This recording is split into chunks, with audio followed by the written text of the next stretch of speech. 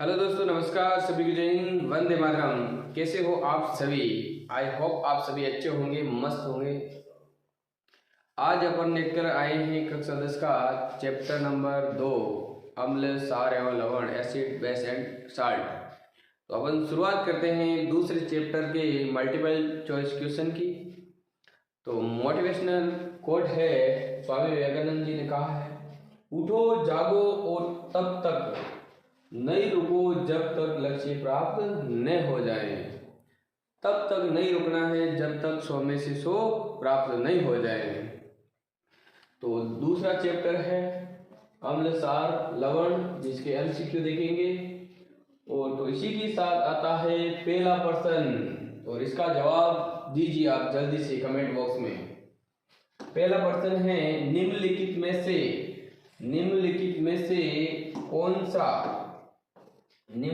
से कौन सा प्राकृतिक सूचक है? प्राकृतिक सूचक ऐसा सूचक जो पेड़ पौधों से प्राप्त होता है, प्रकृति से प्राप्त होता है। पेड़ पौधों से प्राप्त सूचक को क्या कहते हैं? प्राकृतिक सूचक। पेड़ पौधों से प्राप्त सूचक को प्राकृतिक सूचक कहते हैं। तो इनमें से बताना है कौन सा प्राकृतिक सूचक है। जो मिथाइल ऑरेंज है, ये एक संश्लेषी सूचक है। कैसा सूचक है? संश्लेषी सूचक। जो प्याज है, ये एक गंधीय सूचक है। कैसा सूचक है? गंधीय सूचक। और जो हल्दी है, वो एक प्राकृतिक सूचक है। कैसा है? प्राकृतिक सूचक। आपको पता है प्राकृतिक सूचक में हल्दी, पेटूनिया,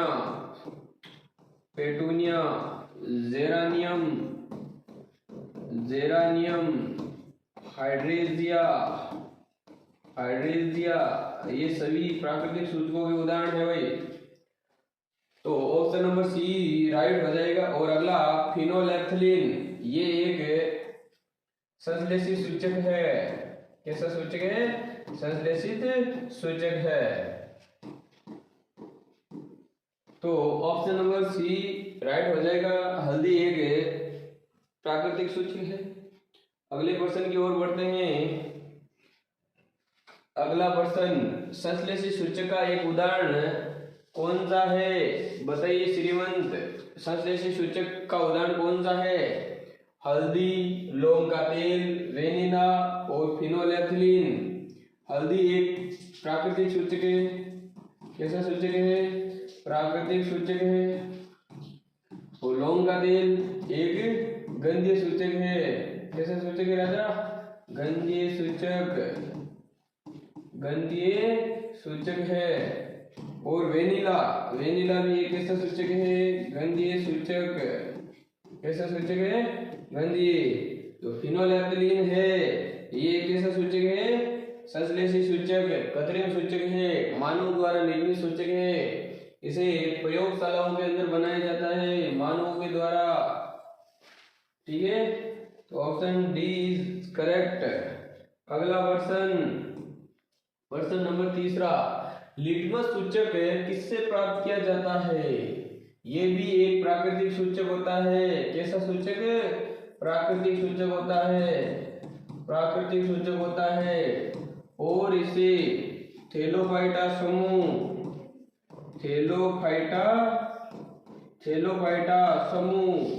के लाइकेन या लिचेन पौधे के ग्राफिक शैवाल से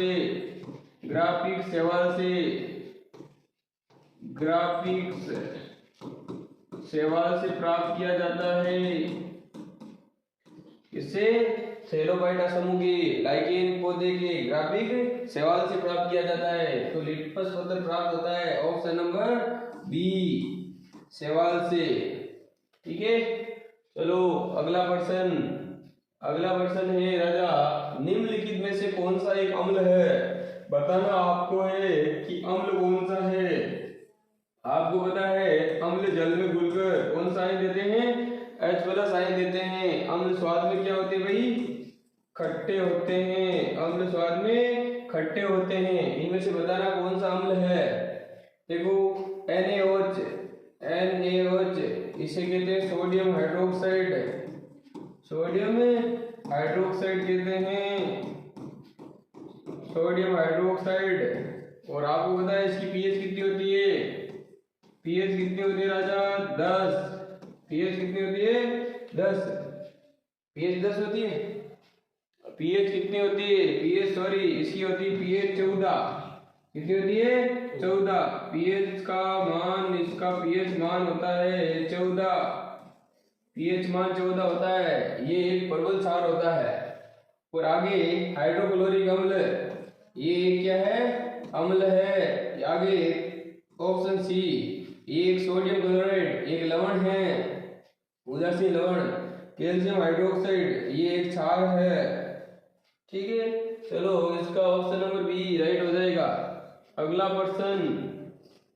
प्रश्न है अम्लों और क्षारों के बीच अभिक्रियाएं किसे कहा जाता है। बताओ, जब अम्ल और क्षारक परस्पर अभिक्रिया करते हैं तो किस पदार्थ का निर्माण होता है। जब अम्ल है जो क्षार के साथ अभिक्रिया करेंगे तो क्या बनेगा, लवण प्लस जल बनेगा, लवण प्लस जल। जैसे समीकरण लिखते हैं, अम्ल अम्ल अम्ल, क्षार है NaOH, तो यहाँ से ये NaCl बन जाएगा, सोडियम क्लोराइड, ये बनेगा सोडियम क्लोराइड और जल H2O, यहाँ से ये OH और ये H, जल और लवण का निर्माण हो गया। तो अम्लों और क्षारों के बीच की अभिक्रिया किसे कहा जाता है, संयोजन को। नहीं, संयोजन को नहीं कहा जाता है। ऊष्माक्षेपी को नहीं कहा जाता है। उदासीन को, बिल्कुल राइट बात है, उदासीनीकरण अभिक्रिया कहते हैं। जब अम्ल और क्षार परस्पर अभिक्रिया करते हैं तो लवण तथा जल का निर्माण करते हैं, इसे उदासीनीकरण कहा जाता है। अगला प्रश्न, अगला है NaOH, सोडियम हाइड्रोक्साइड, ये एक क्या है, क्षार है। हाइड्रोक्लोरिक अम्ल, ये एक अम्ल है। दो सोडियम क्लोराइड लवण और ये जल का निर्माण हो रहा है। इस अभिक्रिया में NaOH क्या है, सोडियम हाइड्रोक्साइड क्या है, अम्ल है, क्षार है, लवण है, गैस है। तो जो NaOH सोडियम हाइड्रोक्साइड ये एक क्षार है।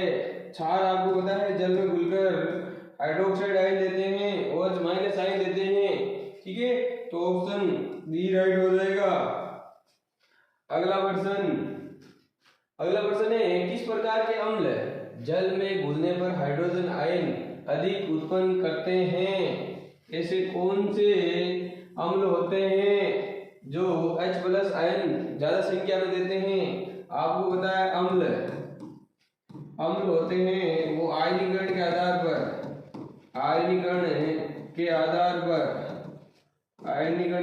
पर दो भागों में बांटा जाता है अम्लों को। एक तो होता है परबल अम्ल, कौन सा, परबल अम्ल, और एक होता है दुर्बल अम्ल।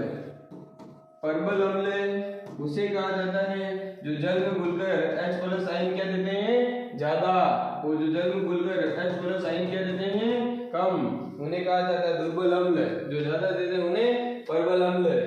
तो ऑप्शन नंबर ए इसका आंसर हो जाएगा, परबल अम्ल कहा जाएगा जो अधिक संख्या में H+ आयन उत्पन्न करते हैं। अगला प्रश्न है निम्नलिखित में से कौन सा क्षार नहीं है। कौन सा है जो क्षार नहीं है। देखो कौन सा क्षार नहीं है। ये सोडियम हाइड्रोक्साइड एक क्षार है, पोटेशियम हाइड्रोक्साइड एक क्षार है, H2SO4 इसे कहा जाता है सल्फ्यूरिक अम्ल। अम्लों का राजा,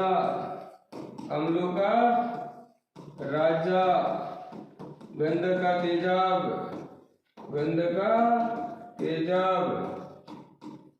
तो ये क्या है, अम्ल है जो क्षार नहीं है। और अगले वाला ये भी क्या है कि क्षार है। तो इसे अगला प्रश्न है अम्ल और क्षार के बीच अभिक्रिया से उत्पन्न होने वाले लवण का पीएच मान क्या होता है। जब अम्ल और क्षार परस्पर अभिक्रिया करते हैं, अम्ल और क्षार परस्पर अभिक्रिया करते हैं तो बनने वाला उत्पन्न होने वाला लवण का पीएच क्या होता है बताओ? 7 होता है या 1 से 3 होता है या 12 से 14 होता है या 4 से 6 होता है? बताइए। जब अम्ल और क्षार परस्पर अभिक्रिया करते हैं तो लवण का पीएच क्या होता है? तो लवण का पीएच होता है 7। क्या होता है? 7। क्या होता है? 7 होता है। तो लवण का पीएच क्या होता है? 7। Option A. आगे, निम्नलिखित में से कौन सा उदाहरण एक परबल क्षार का है? निम्न में से कौन सा उदाहरण एक परबल क्षार का है? बताइए इसमें से परबल क्षार कौन सा है? परबल क्षार कौन सा है? Option number A ammonia NH3, option number B sodium hydroxide NaOH, जिसका पीएच मान कितना होता है? 14 होता है। इसका पीएच मान है जो 14 होता है, जो एक कैसा है? परबल क्षार है। कैसा है?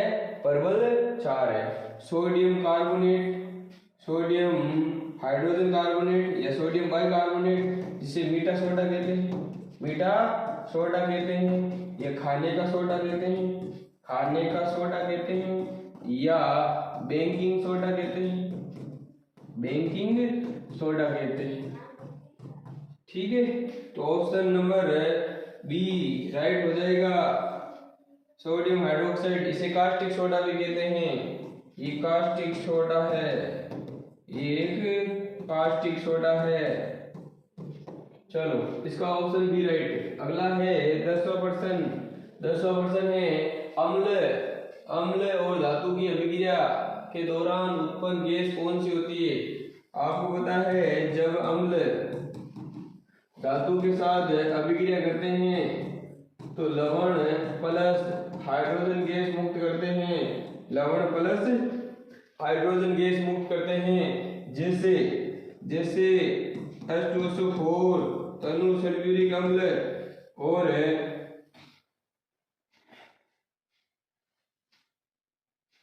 जिंक आपस में अभिक्रिया करेंगे तो zinc sulphate ZnSO4 plus H2 gas या हाइड्रोजन गैस मुक्त हो गई। ठीक है, जब जिंक के टुकड़े को, दानेदार जिंक के टुकड़े को तनु सल्फ्यूरिक अम्ल के अंदर डालते हैं, तनु सल्फ्यूरिक अम्ल के अंदर डालते हैं तो जिंक सल्फेट और हाइड्रोजन गैस मुक्त करते हैं। ऑप्शन नंबर बी हो जाएगा इसका राइट आंसर, हाइड्रोजन गैस। अगला प्रश्न, अम्ल और क्षार के बीच होने वाली उदासीनीकरण अभिक्रिया, अम्ल और क्षार के बीच होने वाली उदासीनीकरण अभिक्रिया में उत्पाद क्या बनता है? उत्पाद क्या बनता है? केवल जल, गलत है। केवल लवण, गलत है। लवण और जल, बिल्कुल राइट है। ऑप्शन नंबर सी राइट हो जाएगा। आपको पता है जब अम्ल और क्षार जब अभिक्रिया करते हैं तो लवण और जल का निर्माण करते हैं, लवण और जल का निर्माण करते हैं। ऑप्शन नंबर सी राइट हो जाएगा। अगला प्रश्न है अम्ल और कार्बोनेटों के बीच, अम्ल और कार्बोनेटों के बीच अभिक्रिया से क्या बनता है? जब अम्ल कोई भी अम्ल है कार्बोनेटों के साथ अभिक्रिया करता है, कार्बोनेटों के साथ अभिक्रिया करता है तो लवण बनाएगा, जल बनाएगा प्लस कार्बन डाइऑक्साइड गैस बनाएगा। लवण, जल और कार्बन डाइऑक्साइड गैस। जैसे कोई भी अम्ल ले लो, कोई भी अम्ल, HCl अम्ल ले लिया और कार्बोनेट ले लिया मैंने, सोडियम कार्बोनेट, इसकी अभिक्रिया जब करवाते हैं तो क्या बनेगा? Sodium chloride NaCl plus H2O plus CO2 ये बढ़ जाएगा। ठीक है, इसको बैलेंस करना चाहते हो तो बैलेंस कर लो। देखो यहाँ पर 2 लगा दिया, यहाँ पर 2 लगा दिया।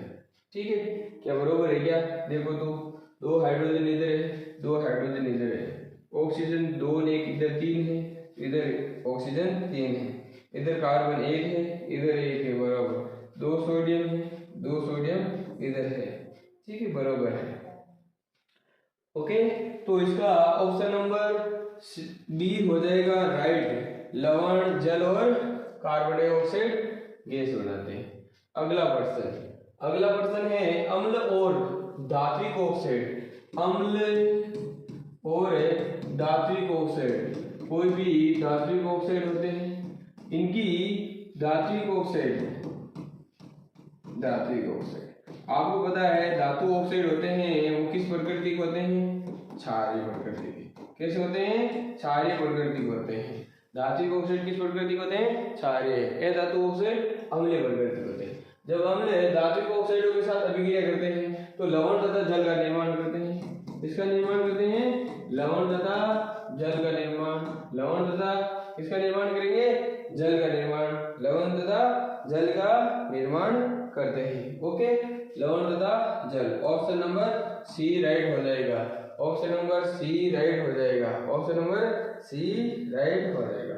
ओके, अगला प्रश्न की ओर बढ़ते हैं। अगला प्रश्न है NaOH sodium hydroxide plus carbon dioxide, इससे बना है सोडियम कार्बोनेट Na2CO3 प्लस जल। इस अभिक्रिया में CO2 क्या है? इस अभिक्रिया के अंदर जो कार्बन डाइऑक्साइड है वो क्या है? क्षार है, अम्लीय ऑक्साइड है, उदासीन ऑक्साइड है या लवण है? अम्लीय ऑक्साइड है, उदासीन ऑक्साइड है, लवण है या क्षार है? तो जी हाँ, यहाँ पर जो कार्बन डाइऑक्साइड है वो एक अम्लीय ऑक्साइड है। क्या है? अम्लीय ऑक्साइड है। क्या है यहाँ पर? अम्लीय ऑक्साइड है। और बात करते हैं NaOH, तो ये क्या है? क्षार है। क्या है? क्षार है। यहाँ पर अपन को पूछ लेता कि NaOH क्या है, तो अपन क्या जवाब देते हैं? क्षार है। यहाँ पर जो CO2 को पूछा है वो क्या है? अम्लीय ऑक्साइड है। तो कार्बन डाइऑक्साइड क्या है? अम्लीय ऑक्साइड। ठीक है। और अम्लीय ऑक्साइड कौन होते हैं? अधातु ऑक्साइड। कौन होते हैं? अधातु ऑक्साइड। तो वो अधातु ऑक्साइड था। आगे अम्लीय ऑक्साइड कौन होते हैं? अधातु ऑक्साइड। कौन होते हैं? अधातु ऑक्साइड होते हैं। वो कैसे होते हैं? अम्लीय। कैसे होते हैं? अम्लीय। अम्लीय ऑक्साइड और क्षार के बीच अभिक्रिया का उत्पाद क्या होता है? अम्लीय ऑक्साइड और क्षार के बीच अभिक्रिया का उत्पाद क्या होता है? देखो यहाँ पर लिखा हुआ है, इसी में अम्लीय ऑक्साइड है और क्षार, ये क्षार है, इसका उत्पाद क्या है? देखो जल बना हुआ है और एक लवण है। लवण तथा जल। तो यहाँ पर क्या हो जाएगा? लवण और जल। Option number B correct. Okay, अगला प्रश्न है निम्नलिखित में से कौन सी अभिक्रिया उदासीनीकरण है? ऐसी कौन सी अभिक्रिया है जो उदासीनीकरण है? देखो पहला है H2SO4 की अभिक्रिया जिंक के साथ। ये तो धातुओं की हम लोग के साथ अभिक्रिया जिसके अंदर जिंक सल्फेट और हाइड्रोजन गैस बना है। लवण तथा हाइड्रोजन गैस ये तो है। और इसके अंदर कौन सी अभिक्रिया हो जाएगी? विस्थापन अभिक्रिया। कौन सी? विस्थापन। आगे और HCl प्लस NaOH अम्ल तथा क्षार की अभिक्रिया करवाते हैं परस्पर, तो लवण और जल का निर्माण होता है। ऑप्शन नंबर बी हो जाएगा। उदासीनीकरण अभिक्रिया का समीकरण ऑप्शन नंबर बी हो जाएगा। ठीक है। आगे अगला प्रश्न की ओर बढ़ते हैं अपन। 18 प्रश्न नंबर 18 है अम्लीय ऑक्साइड का उदाहरण क्या है? अम्लीय ऑक्साइड होता है अम्लीय ऑक्साइड का उदाहरण है, अभी देखा था पिछले प्रश्न में। अम्लीय ऑक्साइड बताओ। सोडियम ऑक्साइड क्या अम्लीय होता है? क्या नहीं, ये क्षारीय होता है। मैग्नीशियम ऑक्साइड MgO क्या एक अम्लीय ऑक्साइड? नहीं, ये क्षारीय ऑक्साइड है।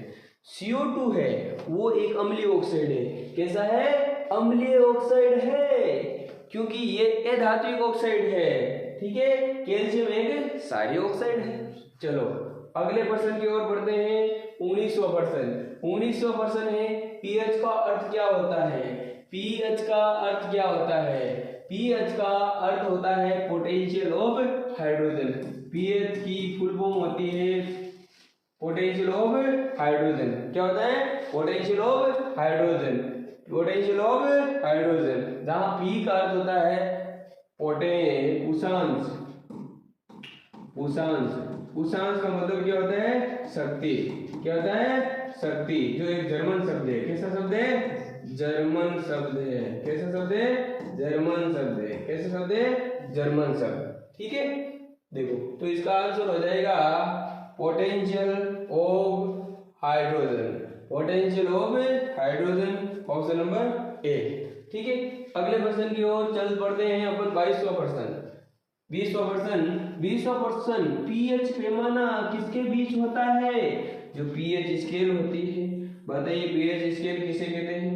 किसी विलयन में उपस्थित, किसी भी विलयन में उपस्थित H+ आयन की सांद्रता ज्ञात करने के लिए एक स्केल विकसित की गई, जिसे क्या कहते हैं? PH scale. और पीएच का जो मान होता है वो 0 से लगाकर कहाँ तक होता है?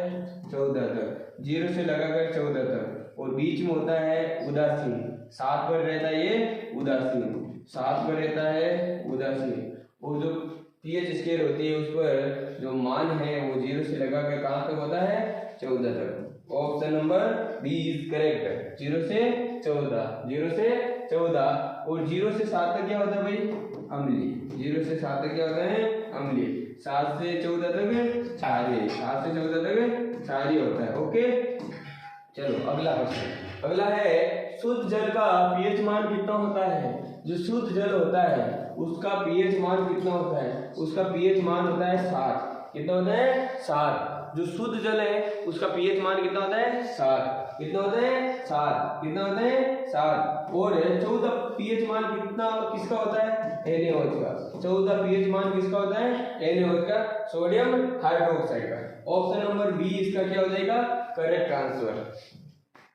अगला प्रश्न, निम्नलिखित में से किसका पीएच सबसे अधिक होता है? इनमें से ऑप्शन में से चूज करना है कि पीएच मान कितना किसका अधिक होता है। नींबू के रस का पीएच मान लगभग कितना होता है? 2.2, लगभग 2.2।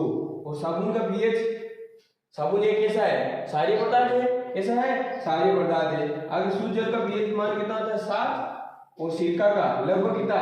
3, लगभग 3 होता है। तो बताओ किसका पीएच सबसे अधिक होता है? निम्न में से किसका पीएच सबसे अधिक होता है? तो यहाँ पर साबुन है वो क्षारीय है, ज्यादा अधिक क्षारीय होता है, अधिक क्षारीय होता है, इस कारण इसका पीएच अधिक होता है, ज्यादा। इसका पीएच सबसे अधिक होता है साबुन का। इनका तो आपको पता है। ठीक है, चलो अगला प्रश्न की ओर बढ़ते हैं। अगला प्रश्न, मानव पेट में उपस्थित हाइड्रोक्लोरिक एसिड यानी HCl अम्ल का पीएच कितना होता है?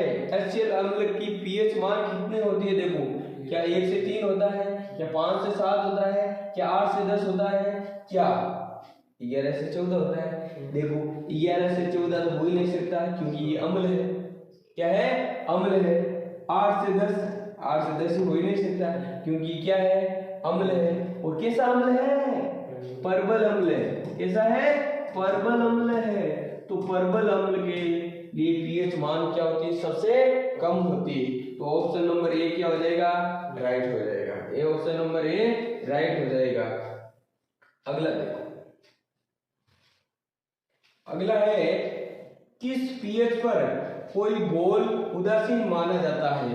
भाई किस पीएच मान पर कोई भी गोल उदासीन माना जाता है? कमेंट बॉक्स में जल्दी से बताएं, मैं जल्दी कह रहा हूं।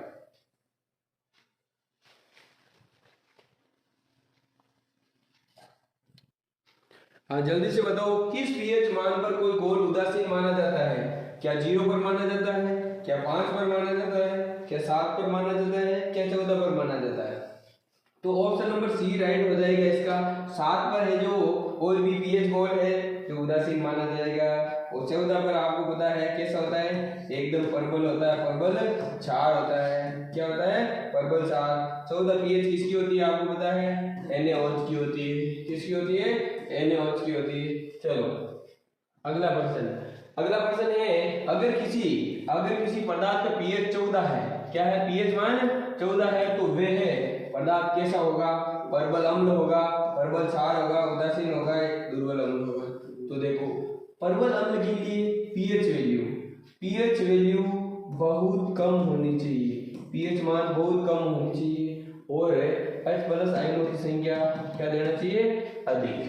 ठीक है, परबल क्षार के लिए पीएच मान क्या होना चाहिए, अधिक, और OH माइनस आयनों की संख्या क्या देनी चाहिए, अधिक। OH माइनस आयनों की संख्या क्या देना चाहिए, ज्यादा। उदासीन, उदासीन पर क्या होता है, 7। दुर्बल अम्ल में वो पीएच वैल्यू और इसके अंदर जो H प्लस आयन है वो क्या होगा, कम होंगे। H प्लस क्या होंगे, कम। तो पीएच 14 है तो वो क्या होगा, प्रबल क्षार। क्या होगा, प्रबल क्षार। जिसकी पीएच 14 है यानी OH माइनस आयन ज्यादा है तो क्या होगा, वो प्रबल क्षार। आपको पता है आयनीकरण के आधार पर क्षार को कितने भागों में बांटा जाता है, 2 भागों में। एक होता है प्रबल क्षार, एक होता है दुर्बल क्षार। प्रबल क्षार और दुर्बल क्षार।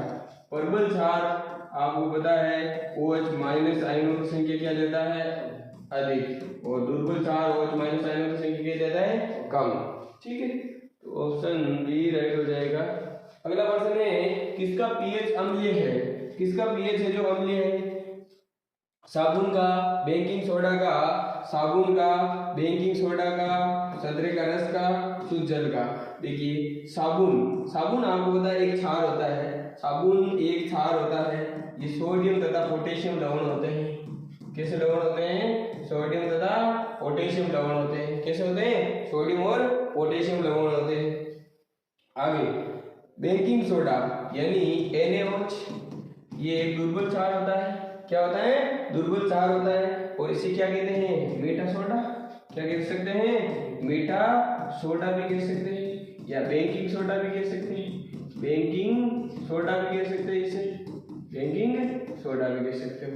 ठीक है, ये एक दुर्बल क्षार है। आगे संतरे का रस, शुद्ध जल का पीएच मान कितना होता है राजा, 7। कितना होता है, 7। तो ये भी एक उदासीन है, तो ऑप्शन सी राइट हो जाएगा। ये कैसे होता है, अम्लीय। आगे पीएच पैमाने पर 7 से कम पीएच वाले पदार्थ को क्या कहा जाता है, क्षारीय, अम्लीय, उदासीन, उभयधर्मी।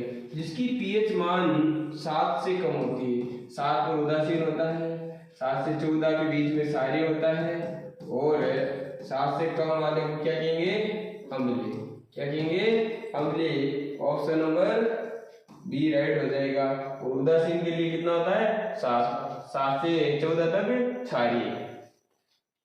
अगला प्रश्न देखो, किसी दुर्बल अम्ल का पीएच कितना हो सकता है। कोई भी दुर्बल अम्ल होता है उसका पीएच कितना हो सकता है, 1 हो सकता है, 3 हो सकता है, 5 हो सकता है, 7 हो सकता है।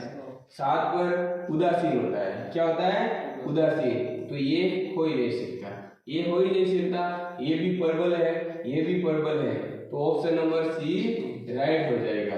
ऑप्शन नंबर सी क्या हो जाएगा, राइट। ये दुर्बल अम्ल हो सकता है, ये दुर्बल अम्ल हो सकता है। अगला प्रश्न है, पीएच पैमाने का उपयोग किस के लिए किया जाता है।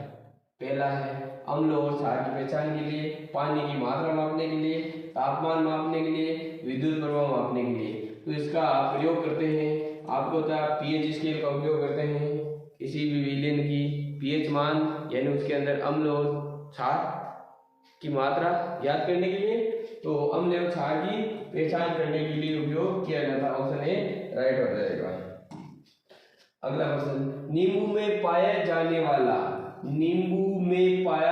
वाला मुख्य अम्ल कौन सा है।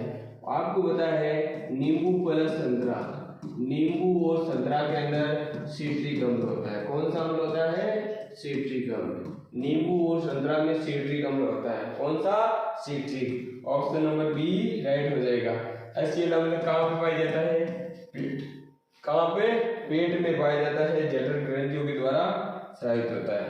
एसिटिक अम्ल किसमें पाया जाता है, सिरका में। एसिटिक अम्ल है सिरका में पाया जाता है। लैक्टिक अम्ल कहाँ पाया जाता है, दूध या दही में। दूध या दही में लैक्टिक अम्ल पाया जाता है। ओके, चलो अगला प्रश्न, दूध के खट्टा होने पर उसमें कौन सा अम्ल बनता है। जब दूध खट्टा हो जाता है, दूध दही में बदल जाता है, तो उसके अंदर कौन सा अम्ल हो जाता है, बताओ। लैक्टिक अम्ल, साइट्रिक अम्ल, टार्ट्रिक अम्ल, एसिटिक अम्ल।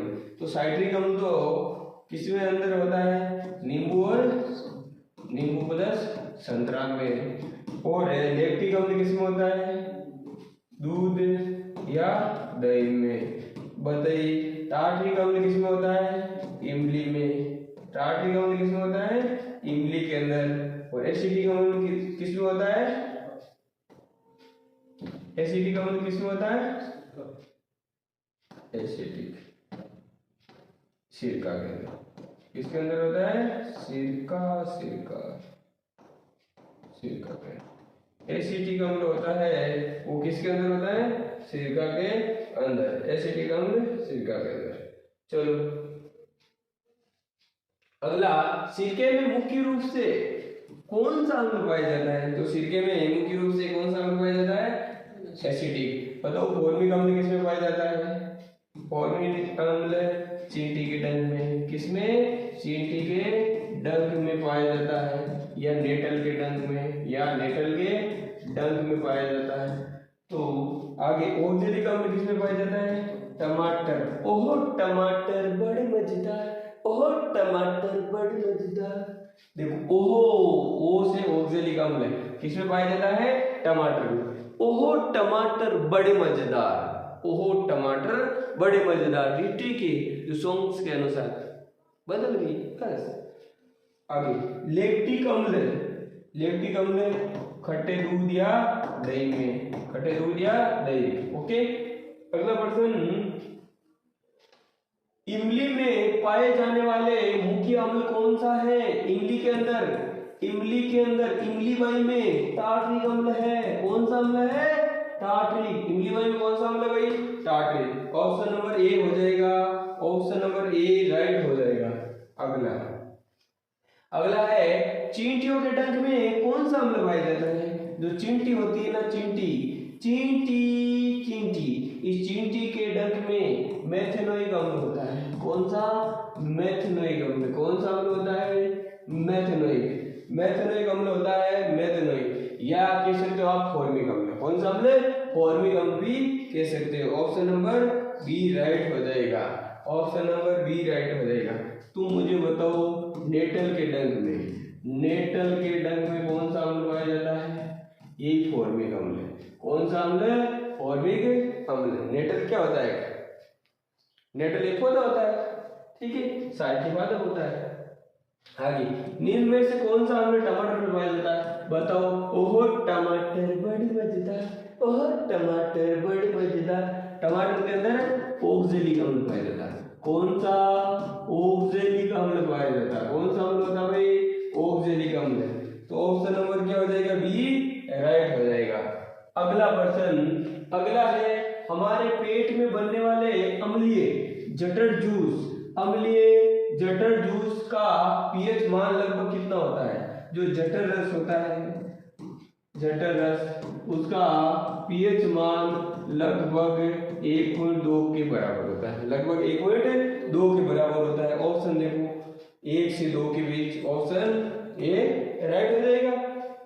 चलो अगला, अगला हमारे शरीर के रक्त का पीएच, जो रक्त होता है हमारे शरीर के रक्त का पीएच मान 7.4 होता है। और जो शरीर का परास होता है, शरीर का जो परास होती है वो 7 से 7.8 के बीच कार्य करता है, 7 से 7.8 के बीच, ठीक है। तो रक्त का पीएच 7.4 होता है। अगला प्रश्न, मृदा का पीएच फसल उत्पादन को प्रभावित करता है। मृदा का पीएच फसल उत्पादन को प्रभावित करता है। अच्छी फसल के लिए मृदा का पीएच मान कितना होना चाहिए, बताओ। अच्छी फसल के लिए क्या वो अम्लीय होना चाहिए, नहीं अम्लीय भी नहीं होना चाहिए। क्या वो सारी होना चाहिए, नहीं सारी भी नहीं होना चाहिए। लगभग मेंटेन होना चाहिए कि भाई बीच में उदासीन प्रकृति का रहे, ये नहीं उसके आसपास हो सकता है 7 या 7 के आसपास। तो यहाँ पर दिख रहा है ऑप्शन नंबर बी 6 से 7। अगला प्रश्न, दंत छेद तब होता है जब मुंह का पीएच मान हो जाता है। जब मुंह का पीएच मान 5.5 से कम हो जाता है, 5.5 से क्या हो जाता है, कम। तो दांत धीरे धीरे गिरना शुरू हो जाते हैं। दांतों की सबसे ऊपरी परत होती है, उसे किनेवल कहा जाता है या दंत वल्क कहा जाता है। क्या कहा जाता है, दंत वल्क कहा जाता है। और ये धीरे धीरे क्षय होना प्रारंभ हो जाती है। ठीक है, इससे बचाव के लिए अपने को सारी टूथपेस्ट का प्रयोग करना चाहिए। ठीक है, तो ऑप्शन ए हो जाएगा, 5.5 से कम होने पर दंत से प्रारंभ हो जाता है। अगला प्रश्न, कौन सा एंटासिड यानी प्रतिअम्ल, एंटासिड यानी प्रतिअम्ल सबसे सामान्य रूप से उपयोग किया जाता है? Option A magnesium hydroxide, MgOH का होल ट्वाइस, MgOH का होल ट्वाइस। इसका जो pH मान है वो कितना होता है, 10। कितना होता है, 10। इसे कहा जाता है milk of magnesia, milk of magnesia, milk of magnesia. इसे मिल्क ऑफ मैग्नीशिया कहा जाता है, मिल्क ऑफ मैग्नीशिया कहा जाता है। इसका ही प्रयोग करते हैं, ये एक सार है, इसका प्रयोग करते हैं एंटासिड के रूप में कब्ज का उपचार के लिए। ठीक है, और आगे है सोडियम क्लोराइड, ये एक लवण है। NaCl सल्फ्यूरिक अम्ल, ये एक अम्ल है। और कैल्शियम सल्फेट, कैल्शियम सल्फेट लवण है, CaSO4। चलो अगला प्रश्न, निम्नलिखित में से कौन सा यौगिक एंटासिड में पाया जाता है? कौन सा यौगिक है जो एंटासिड में पाया जाता है? Calcium hydroxide, calcium hydroxide, COH का whole twice, sodium bicarbonate, NaHCO3 जिसे बेकिंग सोडा कहते हैं, मीठा सोडा कहते हैं, खाने का सोडा कहते हैं, बाजी का सोडा कहते हैं, रसोई घर में मिलता है अधिकतर। आगे तो ऑप्शन बी राइट हो जाएगा, ये एंटासिड के अंदर पाया जाता है। सल्फ्यूरिक अम्ल नहीं पाया जाता, अमोनियम नाइट्रेट नहीं पाया जाता है, ये भी नहीं पाया जाता है। आगे एंटासिड का मुख्य उपयोग किसके लिए किया जाता है? जो एंटासिड होता है, प्रतिअम्ल होता है, उसका उपयोग खून की सफाई करने के लिए, अपच और अम्लता को ठीक करने के लिए। ऑप्शन बी राइट हो जाएगा, अपच और अम्लता को ठीक करने के लिए। ठीक है, आगे अगला है दोने के सोडे यानी धावन सोडा। इसे क्या कह सकते हो आप? धावन सोडा, धावन सोडा, धावन सोडा, धावन सोडा, दोने का सोडा का रासायनिक सूत्र क्या है? दोने का सोडा होता है उसका रासायनिक सूत्र Na2CO3.10H2। और इसके अंदर जो क्रिस्टलन जल के अणु कितना है, क्रिस्टलन जल के अणु कितने हैं भाई? 10। कितने हैं? 10 है। इसके अंदर जो क्रिस्टलन जल के अणु कितने हैं? 10। ये है सोडियम कार्बोनेट और ये बेकिंग सोडा है। कौन सा सोडा है? बेकिंग सोडा, खाने का सोडा, बाइजी का सोडा, मीठा सोडा, मीठा सोडा कहते हैं। और ये है कैल्शियम कार्बोनेट। क्या है? कैल्शियम कार्बोनेट, संगमरमर, चूना पत्थर, खड़िया पत्थर, लाइमस्टोन। जो लवण का पीएच कैसा हो सकता है? लवण का पीएच कैसा हो सकता है? उदासीन, अम्लीय, क्षारीय, उपरोक्त सभी। लवण कैसे हो सकते हैं? उदासीन भी हो सकते हैं लवण, अम्लीय भी हो सकते हैं, क्षारीय भी हो सकते हैं। तो उपरोक्त सभी, अम्लीय लवण भी हो सकते हैं, क्षारीय भी हो सकते हैं और उदासीन भी हो सकते हैं। अगला प्रश्न, पीने के पानी को शुद्धिकरण करने वाला पदार्थ ब्लीचिंग पाउडर। कौन सा powder? Bleaching powder. Calcium oxychloride, इसका नाम क्या है? Calcium oxychloride. विरंजक चूर्ण, इसे कहते हैं विरंजक चूर्ण, विरंजक चूर्ण, इसे कहते हैं calcium oxychloride, calcium oxychloride, calcium oxychloride, calcium oxychloride. और ये बनता कैसे है? ये बनता है जब कैल्शियम हाइड्रोक्साइड के अंदर क्या करते हैं? क्या करते हैं? क्लोरीन गैस प्रवाहित करते हैं, तो CO2 का निर्माण होता है। ठीक है, तो ऑप्शन नंबर क्या हो जाएगा इसका? सी। Option number C. ये कैल्शियम ऑक्साइड है, बिना बुझा हुआ चूना, ये बुझा हुआ चूना है, ये कैल्शियम क्लोराइड है। अगला plaster of Paris, POP, plaster of Paris, POP plaster of Paris का जो पीओपी है, पीओपी का सूत्र होता है CaSO4 dot half H2O calcium अर्ध हेमीहाइड्रेट, ठीक है। और इसे कैसे बढ़ाया जाता है? जिप्सम के द्वारा CaSO4 डॉट 2H2। जब जिप्सम को क्या करते हैं 373 केल्विन ताप पर ऊंधा करते हैं, जब ऊंधा करते हैं तो CaSO4 डॉट हाफ H2O बनता है और डेढ़ जल का अणु फुर्र हो जाएगा, ठीक है। तो यहाँ पर calcium sulphate hemihydrate, calcium sulphate dihydrate, calcium chloride नको, सोडियम सल्फेट नको, कैल्शियम सल्फेट डाइहाइड्रेट नको। Option A right, calcium sulphate hemihydrate या अर्धहाइड्रेट, ओके।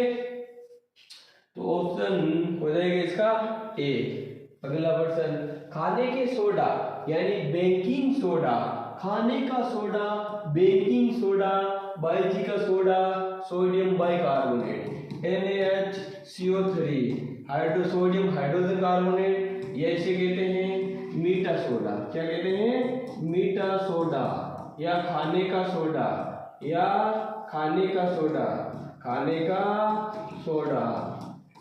ठीक है। रसोई घर का सोडा, कौन सा सोडा? रसोई का सोडा। ये कैसा होता है? दुर्बल क्षार। कैसा होता है? दुर्बल क्षार तो इसे एंटासिड के रूप में प्रयोग किया जाता है या प्रतिअम्ल के रूप में प्रयोग किया जाता है। जब भी आपको अपच की स्थिति हो या आपकी ग्रासनाल जमती हो तो आप तुरंत क्या करेंगे? तुरंत रसोई घर में जाएंगे, थोड़ा सा जल लेंगे, उसके अंदर बेकिंग सोडा मिलाएंगे और उसको गटक जाएंगे, तुरंत आराम मिल जाएगा, ओके। चलो, तो इसका सूत्र होता है NaHCO3। ये सोडियम कार्बोनेट है, ये कैल्शियम कार्बोनेट है, ये अमोनियम क्लोराइड है। Option number B correct. अगला प्रश्न है साधारण नमक होता है NaCl सोडियम क्लोराइड। इसकी pH मान कितनी होती है बताओ भाई? pH मान होती है 7। pH मान कितनी होती है? 7। का रासायनिक नाम क्या है? Sodium chloride. क्या है? Sodium chloride. NaCl sodium chloride. ये सोडियम हाइड्रोक्साइड है NaOH और इसका नाम है सोडियम बाइकार्बोनेट NaHCO3 और ये कैल्शियम कार्बोनेट है CaCO3। तो ऑप्शन नंबर बी राइट हो जाएगा। अगला प्रश्न, अगला है बेकिंग सोडा का प्रमुख उपयोग क्या है? पहला, केक और ब्रेड बनाने में, बिल्कुल राइट बात है। पेट की अम्लता को कम करने के लिए, बिल्कुल अपच के उपचार के लिए प्रयोग करते हैं। सफाई के लिए, बिल्कुल सही बात है, बिल्कुल सफाई के लिए कर सकते हैं। उपरोक्त सभी क्या हो जाएगा? उपरोक्त सभी हो जाएगा।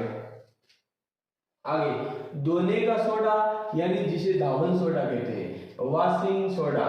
धोने का सोडे का उपयोग किसमें किया जाता है? पहला, कपड़े धोने में। दूसरा, जल कठोरता को दूर करने में, बिल्कुल राइट बात है। कांच बनाने में, कांच उद्योगों में करते हैं इसका, ठीक है। कागज उद्योग, कांच उद्योग में। उपरोक्त सभी, ये सभी उपयोग हो जाएंगे इसके। अगला प्रश्न है प्लास्टर ऑफ पेरिस पीओपी का उपयोग मुख्यतः किस कार्य में किया जाता है? जो पीओपी का उपयोग है आपको पता है, खिलौने बनाने में, मूर्तियां बनाने में और घरों के अंदर सजावटी सामान बनाने के अंदर भी किया जाता है। और डॉक्टर भी करता है, अपनी कोई हड्डी टूट जाती है तो उसको सही स्तर जमाने के लिए। तो दीवारों पर सजावटी डिजाइन बनाने में, हड्डी टूटने पर प्लास्टर करने में, मूर्तियां और सजावटी वस्तु बनाने में, उपरोक्त सभी। ऑप्शन नंबर डी इसका करेक्ट आंसर हो जाएगा। सोडियम हाइड्रोक्साइड को किस नाम से जाना जाता है? जो सोडियम हाइड्रोक्साइड है उसे किस नाम से जाना जाता है? कॉस्टिक सोडा के नाम से, वॉशिंग सोडा के, और बेकिंग सोडा या वेनेजल सोडा। तो सोडियम हाइड्रोक्साइड NaOH है, इसको कॉस्टिक सोडा के नाम से जाना जाता है। वॉशिंग सोडा तो धावन सोडा होता है Na2CO3 NH2 Na2CO3 NH2 वो बेकिंग सोडा होता है NaH, CO3 क्षारीय होता है। कैसा होता है? क्षारीय होता है। विरेचक चूर्ण है CaOCl2 होता है। और कॉस्टिक सोडा आपको बताइए NaOH है। ठीक है, अगला प्रश्न हुए खत्म। ठीक है, तो आगे मिलेंगे नेक्स्ट लेक्चर के साथ। इसी के लिए bye bye, take care, have a nice day. जय हिंद, वंदे मातरम।